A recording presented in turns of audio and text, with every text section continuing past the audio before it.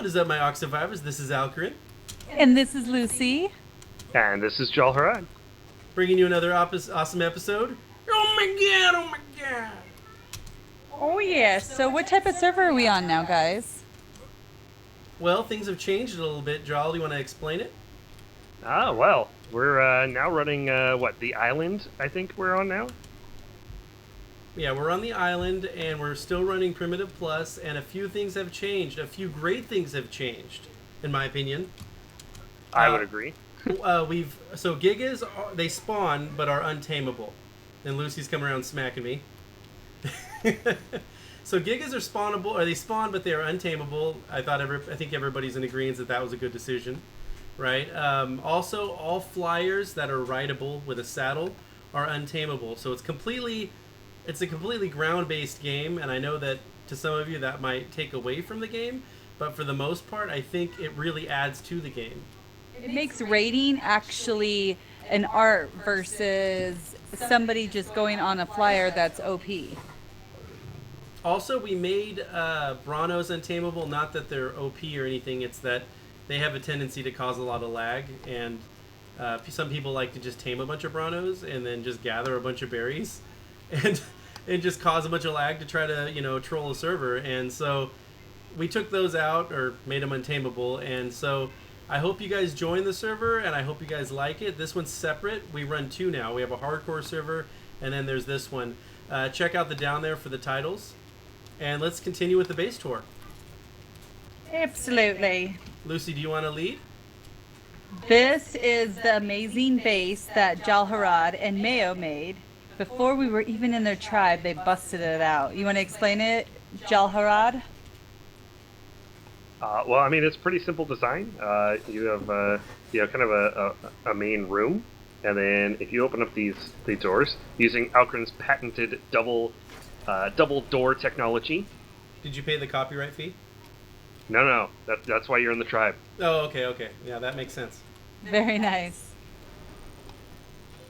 Did you almost shut Lucy out there? Is it just me, or is she like extremely tall? Yes, that's what I do. All right, back to the tour. Anyway, the room is completely encased in a third wall, allowing us to walk completely around and be able to store stuff that like beds that you don't want to be able to see and deal with. And then go ahead. So I noticed that when you go to sleep at night, Mayo, not Mayo, Jalharad, you and Mayo always go to sleep in the bed to where you can't access the inventory. Is that the trick? It's a little trick that, basically if somebody does wind up getting in, you're sleeping under the bed, so they have to destroy the bed before they can access your inventory. And it's, for us having the beds in the little passageway, it's not a big deal if they come in and destroy those beds, because we still have more beds. I like how they're hidden. Most people aren't going to check the buffer walls for beds. Right. So let's explain this design here, your ingenious design. I know it's simple, but it's effective, and that's really important for the viewers out there. Do you want me to explain it, Joel? Or? Yeah, go for it.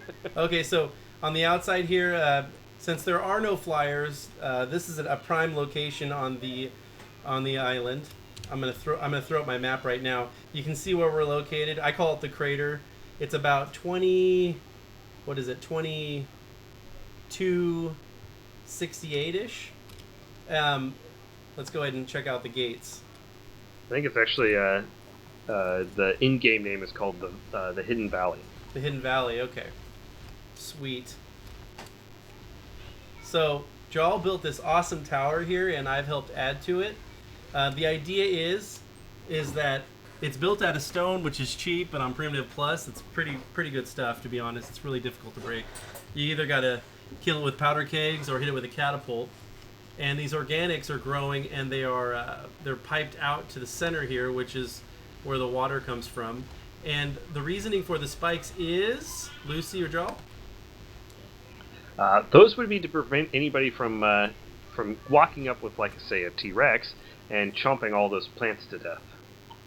And another awesome thing is, since there are no flyers, the chance that somebody else is going to have tons of organic seeds is very, very small, so it actually makes them more valuable. Exactly, Lucy. So I went out today, spent an hour, maybe two. I wasn't really timing it. And the swamp is extremely dangerous because this server is times 5 wild dino damage, meaning that most dinosaurs will hit you for 500-ish damage. If you get swarmed by bugs, you're pretty much dead, right? So the swamp is not a safe place to be. And even if you did go to the swamp, it seems like on the island that these plants are few and far between. I found like maybe one or two. So you got to be prepared. You got to be leveled. You got to have a really nice bear or a really nice Rex or Spino, something that's leveled up that can actually handle the swamp. And to give you an example, somebody had a top end Allosaur, right?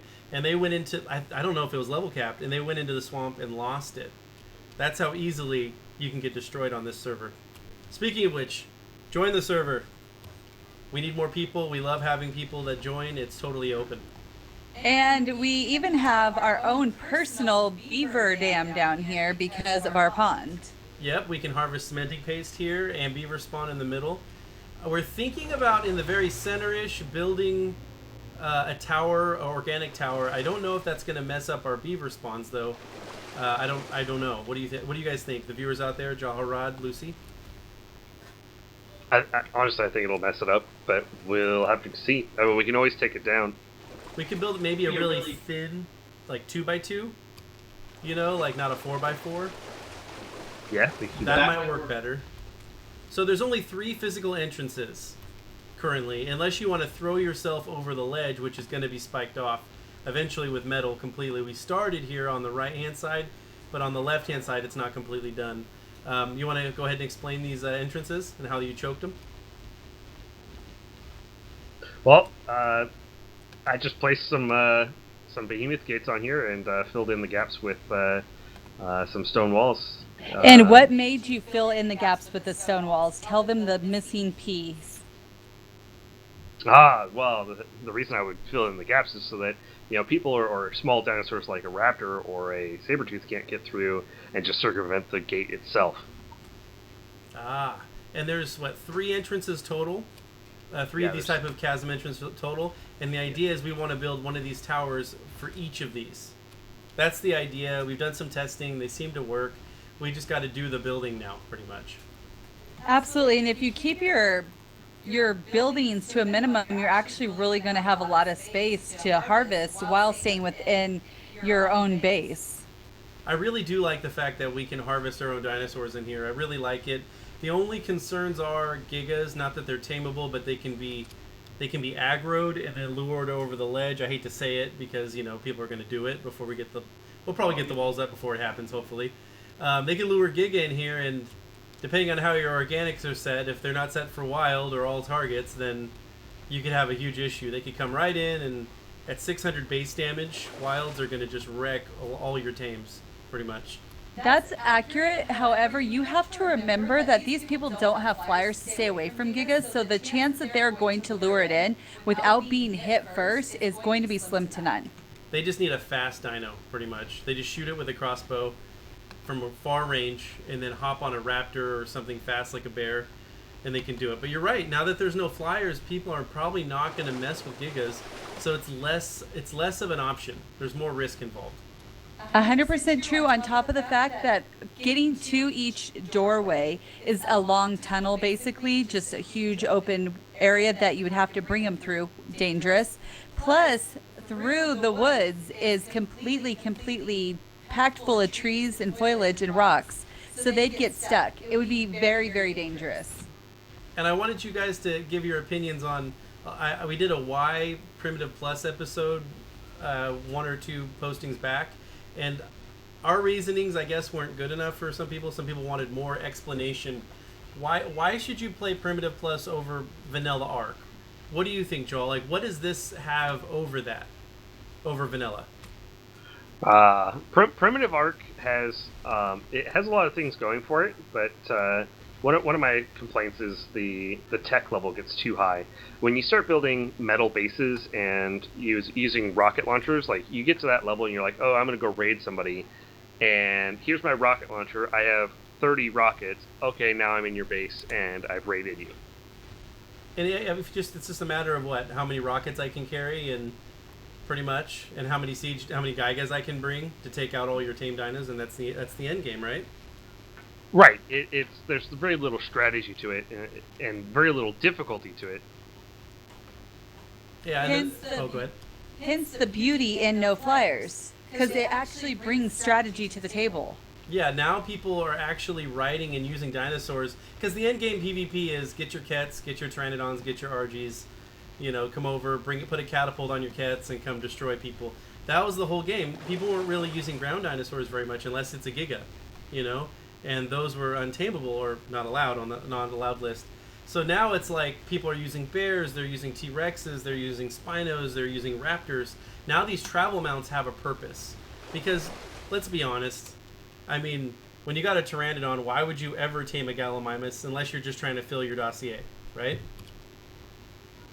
I 100% agree. So for all of you viewers out there who are sick of just getting Pteranodon rolled or picked up and dropped or picked up and held in place while you get tranked and it's stuck in a cage for 4 hours, which I'm sure some of you have experienced this, come join our server. It's different. Also, it makes the world much bigger when you don't have any flyers. Literally, I mean, you have to make a journey to go from point A to point B. It's not just fly around, scout, and look for your dinosaurs, pick them up, drop them in a cage, trank them out, and then you tame them. Now you're limited to what can be tamed in your area. And even if you do find something far away, can you bring it back to your base alive? That's another limiting factor. At ×5 wild dino damage, it's tough. Like, I've tamed stuff and started leading it back, like a Lysto, and I had a Scorpion come up and 2-hit it. And it's just... So, people don't have as optimal of tames here, with the exception of starter dinos. I just want to throw this out there. Some of you might be aware. Anybody that's been on the server pre-wipe, pre-whatever the current wipe is, you get a free 150 dino force tame of your choice. Also, we noticed on the center map, 120 is the wild dino limit, so 150 is even stronger. Yeah, on the island, not the center, Alcarin. We're not on the center. Did I say the center? I meant the island. All right, is there anything else we want to cover or show about this? Maybe the little tunnels on the way in and out? Well, and just how much fun it is to do this. It gives a whole different dynamic. And we also have our hardcore server if you're wanting something that's truly, truly difficult. Now, the hardcore server rates are similar. They're not exactly the same, but they're very, very close. Hardcore is when you die, you roll a new character. I know that sounds terrible, and in some ways it is, but what that means is if you're tribed up, you have to be tribed up. You die, you start at level 1, you call in your tribe mate, come down, they re-invite you to the tribe, you start at level 1 again. The real advantages to that is that people have less of a tendency to raid because there's a bigger loss. They're not going to come in and just troll you for fun because there's no consequence. They're not going to just run in there naked. They don't want to have to level up again. So I really like that. It feels more invigorating. Like, going and taming something is a lot more dangerous. You're going to do things differently. Like, you're not going to take risks. You're going to build taming towers. You're going to build taming rafts. You're going to be more prepared. It's just a different feel, and the fact that you could die at any moment is exciting. So if you like that, join our hardcore server. If you don't like hardcore, join this server. This one's just non-hardcore with very similar settings on a different map. Absolutely. Do we want to show off any of our dinos before we go? On an interesting note, I'm noticing that the Allosaur does not make a sound when it runs. Really? I'm running around. I just ran through the water, and there's no water sound. Weird. It does always make like a weird, like, mucusy noise, though, just hanging out. I also noticed that they only spawn in one color scheme.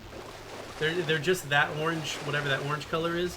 That is what they spawn as, and that's it. There's no white ones or black ones or yellow ones or anything else. Also, you still can't craft a saddle, which is really frustrating. So you got people asking, "Can you spawn me a saddle? Can you spawn me a saddle?" And the rule is, on my server, the rule is, other than if it's your starter dino, right? All starter dinos get a saddle automatically. So 2 tribe mates picked Allosaurs. We got lucky. We got a male and female, and they both got saddles. But other than that, you're going to have no saddles until the ARK devs throw one in. Or you raid. Or you raid and steal somebody else's saddle, which has happened before in servers past. Well, wonderful. Thank you all so much for joining us. And if you like the video, please like. And if you're new, please subscribe. And we'll see you in the next video. Peace. Peace out. Later.